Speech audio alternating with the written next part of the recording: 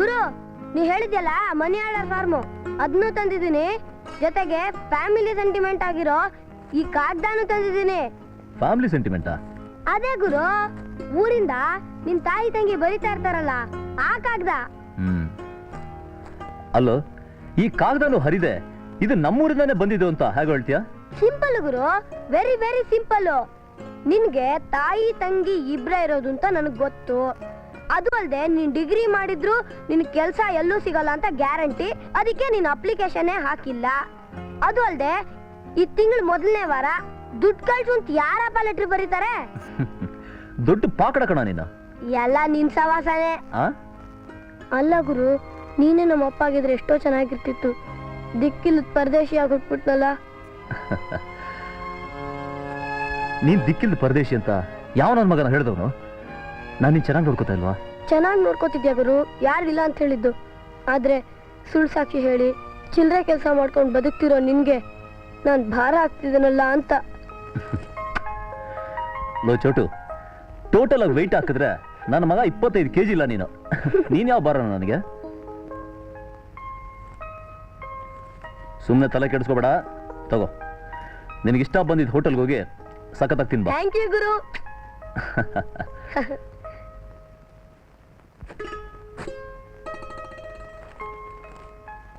ಚಿರಂಜೀವಿ ಆನಂದನಿಗೆ ನಿನ್ನ ತಾಯಿ ಆಶೀರ್ವಾದಗಳು. ಇಲ್ಲಿ ನಿನ್ನ ತಂಗಿ ನಾನು ಆರೋಗ್ಯದಿಂದ ಇದ್ದೇವೆ. ಅತಿ ಮುಖ್ಯವಾದ ವಿಷಯ ನಿನ್ನ ಹತ್ರ ಪ್ರಸ್ತಾಪ ಮಾಡಬೇಕಾಗಿದೆ. ಒಂದು ದಿನ ಮಟ್ಟಿಗೆ ರಜಾ ಹಾಕಿ ಊರಿಗೆ ಬಾ. ಇಂತಿ ನಿನ್ನ ತಾಯಿ. ಅಮ್ಮ, ಅಣ್ಣ ಬಂದ. ಬಾಪ ಅಮ್ಮ, ಅಣ್ಣ ಬಾ. ಅನ್ನೋದು ಕೂತ್ಕೋ. ಚೆನ್ನಾಗಿದ್ಯಪ್ಪ? ನೀನ್ ಚೆನ್ನಾಗಿದ್ಯಮ್ಮ? ಏನಂತಾಳೆ ನಿನ್ ಮುದ್ದಿನ ಮಗಳು? ಅಮ್ಮನ್ ಕೈ ತಿಂದು ತಿಂದು ಒಳ್ಳೆ ಬಲೂನ್ ತರ ಊದ್ತಾ ಇದ್ದಾಳ. ಏನಿಲ್ಲ, ನಾನು ಇರೋ ಹಾಗೆ ಇದ್ದೀನಿ. ಅದ್ ಸರಿ, ಊರಿಂದ ನನ್ಗೇನ್ ತಂದಿದ್ಯಾ? ಏನೂ ತಂದಿಲ್ಲ. ಅಮ್ಮ ನೋಡಮ್ಮ. ತಂದಿದ್ದೀನಿ ಕಣೆ, ತಗೋ. ಅಮ್ಮ, ಇದು ನಿನಗೆ. ಇದಕ್ಕೆಲ್ಲ ಯಾಕೋ ದುಡ್ಡು ಖರ್ಚು ಮಾಡ್ದೆ? ಪರವಾಗಿಲ್ಲಮ್ಮ, ಇದೇನ್ ಮಹಾ ಖರ್ಚು. ಅದ್ ಸರಿ, ಅರ್ಜೆಂಟಾಗಿ ಊರ್ ಹೊರಟು ಬಾ ಅಂತ ನನ್ನ ಕಾಗದ ಬರ್ದಿದ್ದಲ್ಲ, ಏನ್ ಸಮಾಚಾರ? ಈಗ ತಾನೇ ಬಂದಿದೀಯಾ, ಕೈ ಕಾಲು ತೊಳ್ಕೊಂಡು ಊಟ ಮಾಡ್ತಾ ಹಾಗೆ ಮಾತಾಡೋಣ. ಓಕೆ, ಸಾಕಮ್ಮ. ನೋಡು, ಇವತ್ತಿನ ಅಡಿಗೆ ಎಲ್ಲ ಈ ನಿನ್ ತಂಗಿನೇ ಮಾಡಿದ್ದು. ಹೇಗಿದ್ಯೋ? ಆಹಾ, ಸೂಪರ್ ಅಮ್ಮ. ನಿಜವಾಗ್ಲೂ ಹೇಳ್ತೀನಿ, ಇವಳ ಮದುವೆ ಮಾಡ್ಕೊಳ್ಳೋ ಗಂಡ ಪುಣ್ಯ ಮಾಡಿದ್ದ. ಆ ವಿಷಯ ಮಾತಾಡೋಣ ಅಂತಾನೆ ನಿಂಗೆ ಬಾ ಅಂತ ಬರ್ದಿದ್ದು.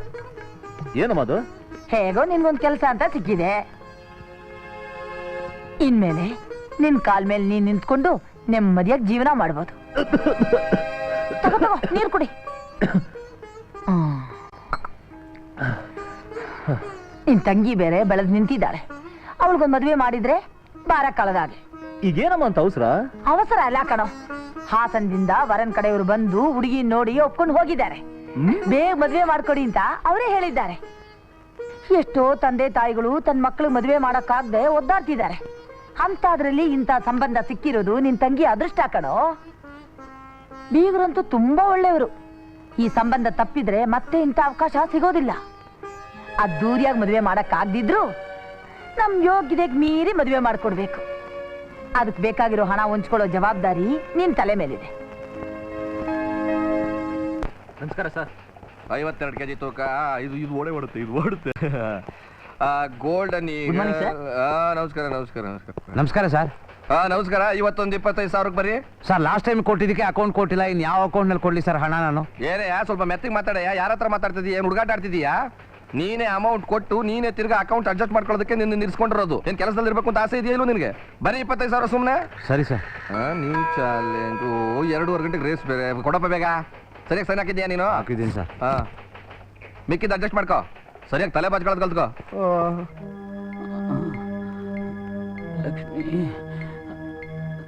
ಲಕ್ಷ್ಮಿ, ಅಣ್ಣ, ದುರ್ಗಾ, ಲಕ್ಷ್ಮಿ, ನನ್ನ ಮಗಳು ಲಕ್ಷ್ಮಿ ಬಂದ. ಬರ್ತಾಳೆ ಅಣ್ಣ. ಇನ್ನೇನು ಫ್ಲೈಟ್ ಬರೋ ಹೊತ್ತಾಯ್ತು. ಖಂಡಿತ ಬಂದೇ ಬರ್ತಾಳೆ. ಡಾಕ್ಟ್ರೆ, ರಘುನಾಥ್ ರಾಯ ನನ್ನ ಆತ್ಮೀಯ ಸ್ನೇಹಿತ. ಅವನ್ನ ಹೇಗಾದ್ರು ಮಾಡಿ ಕಾಪಾಡಿ. ನೋಡಿ ವಿಶ್ವನಾಥ್ ರಾಯರೇ, ರಘುನಾಥ್ ರಾಯರು ಲಕ್ಷ್ಮಿ ಲಕ್ಷ್ಮಿ ಅಂತ ಕನ್ವರ್ಸ್ತಾ ಇದ್ದಾರೆ. ಆದಷ್ಟು ಬೇಗ ಲಕ್ಷ್ಮಿ ಕರೆಸಿ ಕೊನೆಗಳಿಯಲ್ಲಿ ಮುಖ ಆದ್ರೂ ನೋಡ್ಬೋದು. ಆಮೇಲೆ ನಾವೇನೂ ಮಾಡೋಕ್ಕಾಗಲ್ಲ. ಅಯ್ಯೋ, ಕಾಯಿಲೆ ಇರೋದೇ ಮನುಷ್ಯರಿಗೆ ಬರೋದಕ್ಕೆ ನೀವು ಬೇಜಾರು ಮಾಡ್ಕೊಂಡು. ಅಣ್ಣ, ಲಕ್ಷ್ಮಿ ಬಂದ. ಬರ್ತಾಳೆ ಅಣ್ಣ, ಸಮಾಧಾನ ಮಾಡ್ಕೊಳ್ಳಿ. ಅಯ್ಯೋ ಡಾಕ್ಟರ್, ನಮ್ಮ ಅಣ್ಣನ್ ನೀವೇ ಉಳಿಸ್ಬೇಕು. ಪೇಷಂಟ್ ಡಿಸ್ಟರ್ಬ್ ಮಾಡಬೇಡಿ, ದಯವಿಟ್ಟು ಆಚೆ ಹೋಗಿ ಪ್ಲೀಸ್. ಹೋಗಿ. ಅಲ್ಲಿ ಕೊರಗ್ತಿದ್ರೆ ನೀನು ಹೇಳ್ತಾ ಇದ್ದೇನೆ, ಸುಮ್ಮನೆ ನಡಿಯಪ್ಪ ನೀನು ಒಳ್ಳೆ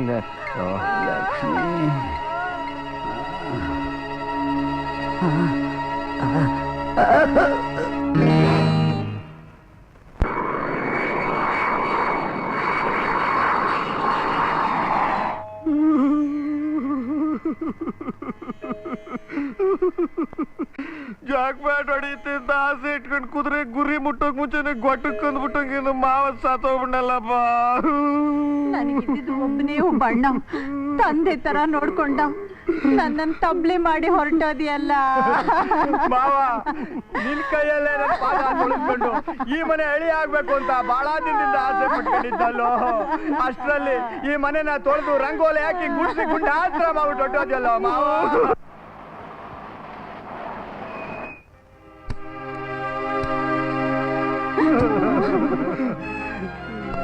ಲಕ್ಷ್ಮಿ, ಲಕ್ಷ್ಮಿ, ಎಂತ ಅನಾಹುತ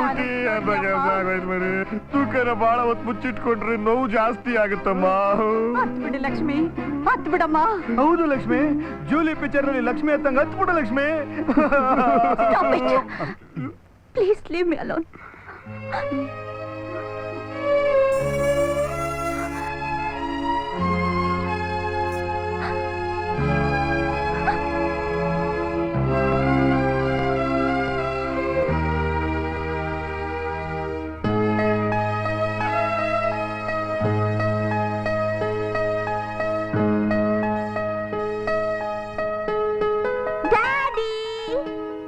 ಬಾಮ್ಮ ಬಾ. ಡ್ಯಾಡಿ, ಇವತ್ತು ಟೆನ್ನಿಸ್ ಮ್ಯಾಚ್ ನಲ್ಲಿ ಫಸ್ಟ್ ಪ್ರೈಸ್ ಈ ಕಪ್ಪು. Wonderful dear.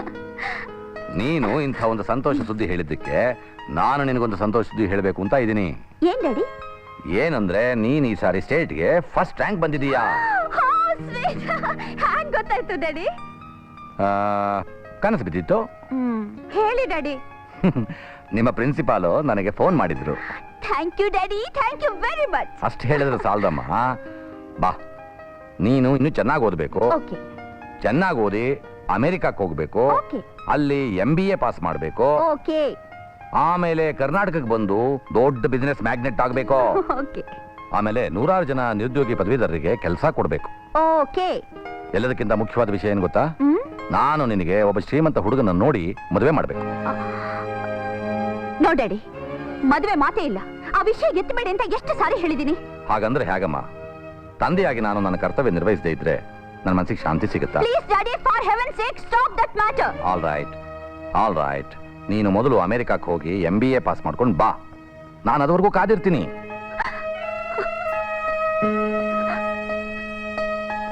ಡ್ಯಾಡ್, ನನಗೋಸ್ಕರ ಕಾದಿರ್ತೀನಿ ಅಂತ ಹೇಳಿ ನಾನು ಬರೋಕ್ ಮುಂಚೆನೆ ಹೊರಟೋದ್ರ.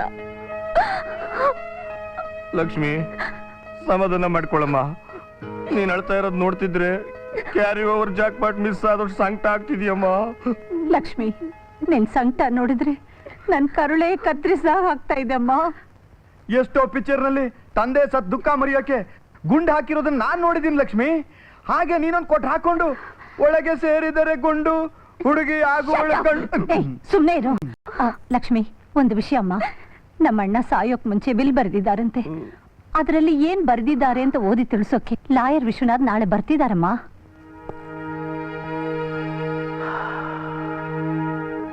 ನಾನು ವಕೀಲ ಅನ್ನೋದಕ್ಕಿಂತ ಮುಖ್ಯವಾಗಿ ಈ ಕುಟುಂಬದ ಶ್ರೇಯೋಭಿಲಾಷಿ ಅಂದ್ರೆ ತಪ್ಪೇನೂ ಇಲ್ಲ. ಆ ವಿಚಾರ ನಿನ್ಗೂ ಗೊತ್ತಿದೆ. ಇಂಥ ದುಃಖ ಸಮಯದಲ್ಲಿ ಹಣಕಾಸಿನ ವಿಚಾರ ಮಾತಾಡೋದು ತುಂಬಾ ಕಷ್ಟನೇ ಆದ್ರೂ ಬೇರೆ ಮಾರ್ಗನೇ ಇಲ್ಲಮ್ಮ. ನಿನ್ನನ್ನ ತೊಟ್ಲಿಗೆ ಹಾಕೋದ್ರಿಂದ ಹಿಡಿದು ವಿಮಾನದ ಮೆಟ್ಲು ಹತ್ಸೋವರೆಗೂ ನಿನ್ನ ಭವಿಷ್ಯದ ಬಗ್ಗೆ ನಾನು ನಿಮ್ಮ ತಂದೆ ತುಂಬಾ ಡಿಸ್ಕಸ್ ಮಾಡಿದ್ವಿ. ಅವರ ಆದೇಶದ ಪ್ರಕಾರ ಈ ವಿಲ್ ಓದೋದಕ್ಕಿಂತ ಮುಂಚೆ ಈ ಪತ್ರ ಓದಬೇಕಂತೆ. ಓದ್ಲಮ್ಮ?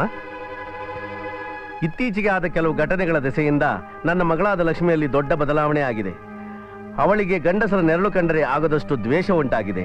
ಆದರೆ ನನಗೆ ವಂಶೋದ್ಧಾರಕ ಇಲ್ಲದಿರುವುದರಿಂದ ಅವಳೇ ನನ್ನ ಸರ್ವಸ್ವ. ಅವಳು ಮದುವೆ ಮಾಡಿಕೊಂಡು ನನ್ನ ವಂಶವನ್ನು ಮುಂದುವರಿಸಬೇಕು, ಅವಳು ಸುಖವಾಗಿ ಬಾಳಬೇಕೆನ್ನುವ ನನ್ನ ಕನಸಿಗೆ ಆಘಾತ ಅಡ್ಡವಾಗಿದೆ. ಮದುವೆ ವಿಷಯದಲ್ಲಿ ಅವಳ ಮನಸ್ಸನ್ನು ಪರಿವರ್ತಿಸಲು ಕಳೆದ 1-2 ತಿಂಗಳಲ್ಲಿ ನಾನು ವಿಶ್ವ ಪ್ರಯತ್ನ ಮಾಡಿದೆ, ಪ್ರಯೋಜನವಾಗಲಿಲ್ಲ. ಆದ್ದರಿಂದ ಈ ಕೆಳಗಿನ ಷರತ್ತುಗಳನ್ನು ಹಾಕಿರುತ್ತೇನೆ. ಈ ಪತ್ರವನ್ನು ಓದಿದ ತಕ್ಷಣ ನನ್ನ ಮಗಳು ಲಕ್ಷ್ಮಿ ಮದುವೆ ಮಾಡಿಕೊಳ್ಳತಕ್ಕದ್ದು. ಆಗಲೇ ಈ ಸಮಸ್ತ ಆಸ್ತಿಗೆ ವಾರಸುದಾರಳಾಗುತ್ತಾಳೆ. ಅಲ್ಲದೆ ಮದುವೆ ಮಾಡಿಕೊಂಡ 30 ದಿನಗಳ ನಂತರ ವಿಲ್ಲನ್ನು ಒಡೆದು ಓದಲಾಗುತ್ತದೆ. ಇದೇ ನನ್ನ ಕೊನೆಯ ಆಸೆ. ಒಂದು ವೇಳೆ ಅವಳು ಮದುವೆ ಮಾಡಿಕೊಳ್ಳದೆ ಹೋದ ಪಕ್ಷದಲ್ಲಿ ನಾನು ವಿಲ್ಲಿನಲ್ಲಿ ಬರೆದಿರುವ ಪ್ರಕಾರ ಆಸ್ತಿಯೆಲ್ಲವೂ ಹಂಚಿ ಹೋಗುತ್ತದೆ. ಅದಕ್ಕೆ ನನ್ನ ಮಗಳು ಲಕ್ಷ್ಮಿ ಅವಕಾಶ ಮಾಡಿಕೊಡದೆ ಮದುವೆ ಮಾಡಿಕೊಂಡು ನನ್ನ ಆತ್ಮಕ್ಕೆ ಶಾಂತಿಯನ್ನು ನೀಡುತ್ತಾಳೆಂಬ ದೆಸೆಯಿಂದ ಈ ಪತ್ರವನ್ನು ಬರೆಯುತ್ತಿದ್ದೇನೆ. ಲಕ್ಷ್ಮಿ, ಸಮಾಧಾನ ಮಾಡ್ಕೊಮ್ಮ. ನಿಮ್ಮ ತಂದೆ ಪತ್ರದ ಪ್ರಕಾರ ನಡ್ಕೊಂಡ್ರೆ ನಿನಗೆಲ್ಲ ಒಳ್ಳೇದಾಗತ್ತೆ. ನಾನಿನ್ ಬರಲಮ್ಮ, ಆಗಾಗ್ಗೆ ನೀನು ಬಂದು ನೋಡ್ತಿರ್ತೀನಿ.